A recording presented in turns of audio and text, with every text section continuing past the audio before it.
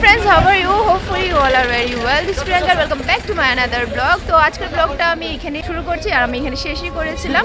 তো আমরা বলেছিলাম যে আমরা যাচ্ছি হলো নেপালে। দেখতে পাচ্ছ আমরা এই গাড়িটা বুলেরো, এটা মানে আমরা শেয়ারে যাচ্ছি, বুক করিনি। তো তোমাদেরকে সমস্ত আমি ডিটেলস দিয়ে দেবো যে তোমরা শেয়ারে গেলে কত পড়বে, বুকিং করলে কত পড়বে। তো দেখতে থাকো ভিডিওটা এর পর্যন্ত। আর হ্যাঁ, যারা যারা এখন চ্যানেলটাকে সাবস্ক্রাইব করেনি ওরা সাবস্ক্রাইব করে নাও, আর যারা যারা করে রেখেছো ওদেরকে অসংখ্য ধন্যবাদ। দেখতে থাকো তাহলে।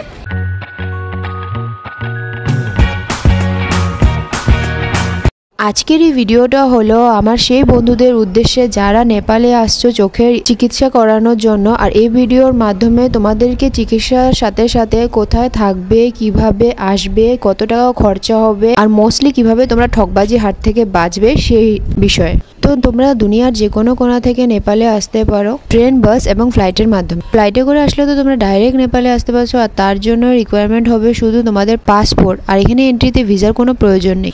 যদি তোমরা বাসে করে আসছো তাহলে সবার ফার্স্টে তোমাদের নামতে হবে এনজিপি। সেখান থেকে ছোট গাড়ি করে তোমাদের নেপাল বর্ডার পর্যন্ত পৌঁছাতে হবে। ট্রেনের ক্ষেত্রেও সেম, তোমাদের এনজিপিতেই নামতে হবে। বাট সেই ক্ষেত্রে কিন্তু তোমরা পাসপোর্টের জায়গায় ভোটার কার্ড বা আধার কার্ডও ইউজ করতে পারো। অ্যান্ড দেন রিজার্ভ বা শেয়ার ট্যাক্সি করে তোমরা নেপালের বর্ডার পর্যন্ত আসতে পারো। কিন্তু গাড়িতে ওঠার আগে একবার তোমরা সিওরিটি হয়ে নিও যে তোমাদেরকে ব্রিজের আগে নামাবে নাকি ব্রিজ পার করে নামানো হবে। কেননা এই ক্ষেত্রে ড্রাইভাররা অনেক সময় শয়তানি করেই থাকে। যেহেতু তোমরা দেখতে পেয়েছো যে আমরা প্রথমে নিয়েছিলাম শেয়ার গাড়ি, বাট আমরা নেক্সট টাইম চেঞ্জ করে রিজার্ভ গাড়ি নিয়ে নিলাম। কেননা প্রায় আধা ঘন্টা হওয়ার পরেও শেয়ার গাড়িতে মানুষ ভর্তি হয়নি, যার কারণে আমাদের পৌঁছাতে অনেক লেট হচ্ছিল। তার জন্য আমরা রিজার্ভই করে নিলাম। এখন হলো ভাড়ার কথা। তো এনজিপি থেকে তোমরা যদি শেয়ার গাড়ি করে যেতে চাও মাথা পিছু তোমাদের 150 টাকা করে ভাড়া পড়ছে। আর রিজার্ভ গাড়ি তোমাদের 1400-1500 টাকা বলবে, বাট তোমাদের বার্গেনিং করে নিতে হবে। আমাদেরকেও ঠিক এরকমই বলেছিল, বাট আমরা 1000 টাকা ডিল ফাইনাল করেছিলাম। এরপর নেপালে এন্ট্রি করতে বর্ডারে তোমাদের ডকুমেন্ট চেক করা হবে। তো আসার সময় তোমরা নিশ্চয়ই তোমাদের ভোটার কার্ড বা আধার কার্ড নিয়ে আসবে। দেন সেকেন্ড স্টেপ হলো তোমাদের বর্ডার থেকে হসপিটাল পর্যন্ত পৌঁছতে হবে। আর তোমরা যদি কেউ নিজস্ব গাড়ি নিয়ে আসতে চাও তার জন্য তোমাদের আগে থেকে পারমিট ইস্যু করাতে লাগবে। এখান থেকে হসপিটাল পর্যন্ত যাওয়ার জন্য দুটো রাস্তা আছে, একটা হলো রিজার্ভ অ্যান্ড একটা হলো শেয়ার। শেয়ার গাড়ির দাম এখানেও সেম 150 টাকা করে মাথা পিছু পড়বে, বাট রিজার্ভ গাড়িতে তোমাদের পড়বে হলো 500 রুপিস করে। সো ফ্রেন্ডস, ফাইনালি আমরা নেপালে এন্টার করে গেছি। তো আমরা গাড়ি রিজার্ভ করে যাচ্ছি হলো মেসি হসপিটাল এখান থেকে। তো বাকিগুলো তো তোমাদের সবাইকে ডিটেলস দিয়ে দিয়েছি যে কোনখানে কত ভাড়া, কীরকমভাবে এসেছি। তো এখানে আমরা যাচ্ছি হলো মেসি হসপিটাল পর্যন্ত।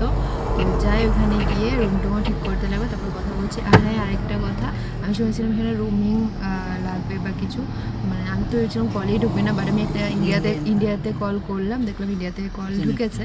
তো দেখা যাক, আগে যা যা হতে থাকবে তোমাদেরকে আপডেট দিতে থাকবো। দেখতে থাকো তাহলে। ফ্রেন্ডস, আমরা পৌঁছে গেছি হলো হোটেলে। তো এখানে জাস্ট এই একটা রুম আমাদেরকে জিনিস রাখতে দিয়েছে, কারণ কি যে রুমটা আমাদেরকে অ্যালার্ট করা হয়েছে ওটা এখনও খালি হয়নি। ওটা খালি হবে, তারপরে আমরা সেখানে শিফট করবো। আপাতত ফ্রেশ হয়ে নিচে যাই, খেয়ে নিই, অনেক খিদে পেয়েছে। তো দেখাচ্ছি বাকিটা তোমাদেরকে। আর এই রিজার্ভ করে আসো বা শেয়ারে আসো, গাড়ি কিন্তু তোমাদের পুরো হসপিটালের ভেতর পর্যন্তই নিয়ে যাবে। এই ড্রাইভারটাও আমাদেরকে একটা হোটেলের সামনে এনে দাঁড়া করেছিল। আর ড্রাইভারটা হোটেল অ্যান্ড খাওয়া দাওয়ার ব্যাপারে আমাদেরকে এত সুন্দরভাবে সাজেশন দিচ্ছিল যে ওই টাইমে আমার ওকে ভগবান বলে মনে হয়েছিল। তো ড্রাইভারের কথা মতো আমরাও নাচতে নাচতে রুম নিয়ে নিলাম। আর রুমটা কিন্তু এত একটা খারাপ ছিল না, বেশ ভালোই ছিল। আর রুমের ভাড়া শুনেও আমি অনেকই খুশি হয়ে গেছিলাম। এই রুমের ভাড়া নিয়েছিল হলো 600 করে। আর এটা নেপালি কারেন্সি না, ইন্ডিয়ান কারেন্সির কথাই বলছি। দেন আমরা এখানে লাঞ্চ করলাম, কেননা আমরা আস্তে আস্তে লাঞ্চ টাইম হয়ে গেছিল। আর এই টাইমে হসপিটালেরও স্টাফদের লাঞ্চ ব্রেক চলছিল। আর হোটেলের যে মালিক ছিল উনি ছিলেন হসপিটালের ভলেন্টিয়ার। তো উনিই বললেন আমাদেরকে যে ডকুমেন্টটা ওনার হাতেই জমা দিতে, উনিই টিকিট কেটে এনে দেবে আমাদের জন্য। তো কথাটা সোনে পি সুহাগার মতন হয়ে গেল। বিনা কষ্টে আমাদের এত বড় একটা কাম হয়ে যাচ্ছিল। বাট কষ্ট করলে দিন কেষ্ট পায়, আর আরাম যে মানুষের লাইফে হারাম হয়ে ওঠে সে কথাটা হয়তো আমরা সবাই ভুলে গেছিলাম। বাট ভগবান আছে, সবকিছু সঙ্গে সঙ্গে প্রুফ দিয়ে দেয়। তো আমরাও সেই ফলটা অল্প কতক্ষণ পরেই পেয়ে যাবো। এরপর লাঞ্চ টাঞ্চ সেরে আমরা চলে গেলাম হলো ডাইরেক্ট হসপিটাল। আর হসপিটালটা দেখতে পাচ্ছ ফ্রেন্ডস কত বড় এরিয়া নিয়ে বানানো হয়েছে। দেন আমরা সোজা মেন গেট দিয়ে ভেতরে ঢুকে গেলাম। আর এইখানে টিকিটের লাইন ছিল। আমরা যে টাইমে গিয়েছিলাম লাইন একদমই ছিল না, কেন বেশি ভিড় সকাল দিকেই হয়। টিকিট যেহেতু আমাদের আগে থেকে কাটা ছিল, তো আমরা ডাইরেক্ট চলে গেলাম হলো চেক আপ করানোর জন্য। তো চেক আপের জন্য সবার ফার্স্টে 3 নম্বর এন্ট্রেন্স দিয়ে ভেতরে ঢুকতে লাগে। দেন সেখানে গার্ড থাকবে আর ওনারাই বলে দেবে তোমাদের 12 বা 13 নম্বর রুমে ঢুকানো হবে। পরে শুরু হবে এইখান থেকে ওখানে পাঠানো, যেরকম আমাদের ব্যাংকে হয়ে থাকে না, এই টেবিল থেকে ওই টেবিল, ওই টেবিল থেকে ওই টেবিল, সেম একই প্রসেস। আমরা ট্রিটমেন্ট করাতে থাকি আর তোমরা ততক্ষণ হসপিটালের বিষয়ে কিছু ইম্পর্টেন্ট তথ্য জেনে রাখো। ফার্স্ট তো হলো টিকিট। তো তোমরা যদি মর্নিং চলে আসো তাহলে টিকিটটা ফার্স্ট টাইমেই পেয়ে যাবে, বাট এতগুলো চেক আপ শেষ করে অপারেশন করা একদমই ইম্পসিবল একদিনে, যার জন্য 2-3 দিন তো এখানে স্টে করতেই হবে। যাদের অপারেশনের কোনো ব্যাপার নেই, জাস্ট নর্মাল চোখ দেখাতে এসছে, ওদের একদিনই হয়ে যাবে। তো টিকিটের দাম ইন্ডিয়ান কারেন্সিতে 100 রুপিস অ্যান্ড নেপালি কারেন্সিতে হলো 160 রুপিস। সেকেন্ড কথা হলো এখানে কী ধরনের অপারেশন করা হয় আর সেগুলোর প্রাইস কেমন।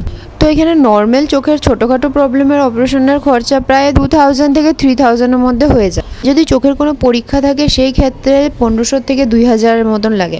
লাস্ট অ্যান্ড মোস্ট ইম্পর্টেন্ট হলো লেন্সের অপারেশন। কারো যদি লেন্সের সমস্যা থাকে আর নতুন লেন্স বসাতে চাও তাহলে সেটা হবে পুরোপুরি লেন্সের কোয়ালিটির উপর ভিত্তি করে দামটা। স্টার্টিং প্রাইস হবে ইন্ডিয়ান কারেন্সি 7500 থেকে, যার ওষুধপত্র সবকিছু দাম মিলেও হবে 9000, অ্যান্ড সেকেন্ড হলো 10600, যেটার ওষুধপত্র সবকিছু দাম মিলেও হবে 12000। সেরকম ভাবে 15000, 21, 25 এরকম আছে। তোমাদের সাধ্যমতো তোমরা যত চাও লাগাতে পারো। ফ্রেন্ডস, ডক্টর দেখানো আমাদের হয়ে গেছে, প্রায় সব কিছুই শেষ হয়ে গেছে। এখন লাস্ট আমাদেরকে দিয়েছে 102 অ্যান্ড 103 নাম্বারে যাওয়ার জন্য।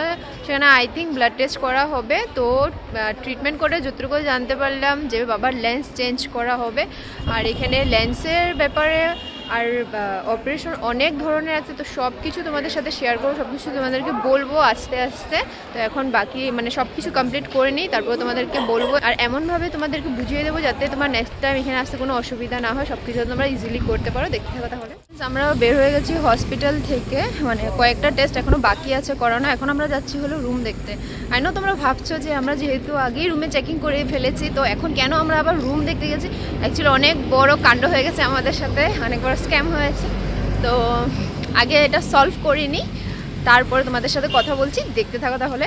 তোমাদের যে একটু আগে বলছিলাম যে আমাদের সব কাম ইজিলি হয়ে গেছে, আমাদের এত একটা কষ্ট করতে লাগেনি, আর এগুলোর ফল আমরা একটু পরেই বুঝতে পারবো। তো এখনই সময় এসে গেছে বোঝার। কথায় আছে যার কেউ নাই তার ভগবান আছে, ঠিক তেমন ভাবে 1-2 ভগবানের মতো মানুষের সাথে আমাদেরও দেখা হলো।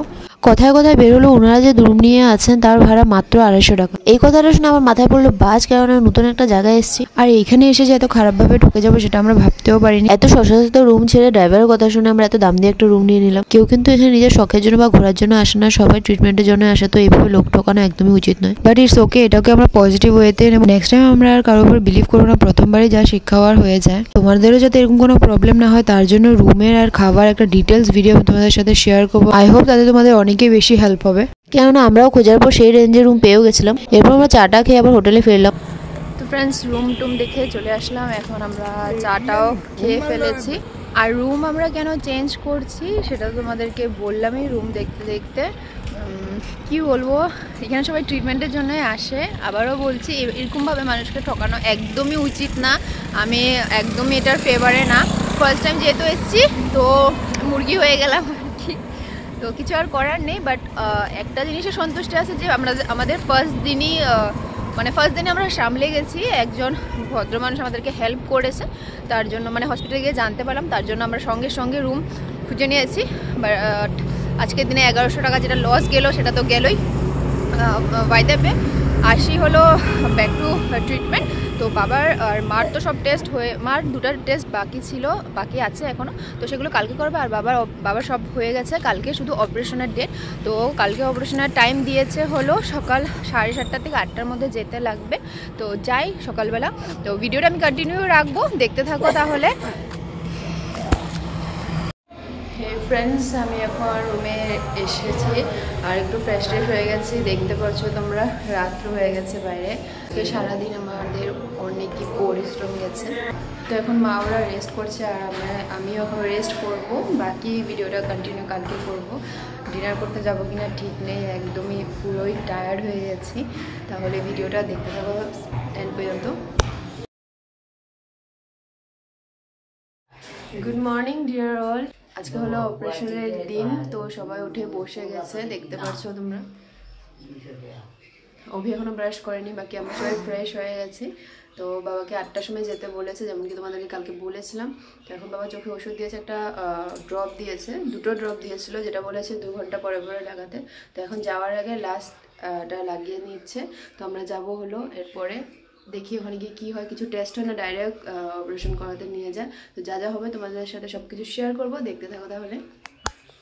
তো ফ্রেন্ডস চলে এসেছি হলো আমরা হসপিটালের ভেতরে। এখানে আমাদেরকে 103 নম্বরে যেতে বলেছে, যেখান থেকে আমাদেরকে ওষুধগুলো দিয়েছিল, এতে রিসিপ্টও দিয়েছে একটা। তো রিসিপ্টটা দেখাতে লাগবে, চলো দেখছি কি বলছে। তো কালকে আমাদেরকে লাস্ট 102 এবং 103-এ পাঠানো হয়েছিল। 102 থেকে ওষুধ দেওয়া, আর 103-এ আমরা যখন গিয়েছিলাম তখন ওষুধের রিসিপ্টটা আমাদেরকে দিয়ে কাগজপত্রগুলো রেখে দিয়েছে। আজকে এসে 103 থেকে সেই কাগজগুলো কালেক্ট করে আমরা অপারেশনের জন্য মানুষ অলরেডি লাইনে দাঁড়িয়ে পড়েছে। এই যে অপারেশন থিয়েটার লেখা আছে এর ভেতরে অপারেশন করা হবে। তো 103 থেকে আমাদের বলা হয়েছে 101-এ গিয়ে ব্লাড স্যাম্পল দিতে, ব্লাড টেস্টের জন্য। দেন আমরা আবার নিচে চলে গেলাম, আর কিছুক্ষণ ওয়েট করার পরই বাবার নাম্বার চলে আসলো। তো অপারেশনের আগে ব্লাড টেস্টটা সবারই হয়ে থাকে। আই হোপ অপারেশনের যেসব ডিটেলস আমি তোমাদের সাথে শেয়ার করছি সেগুলো তোমাদের জন্য অনেকই হেল্পফুল হবে, আর নেক্সট টাইম তোমরা যখন আসবে তাও সবকিছু বুঝে শুনে করতে পারবে।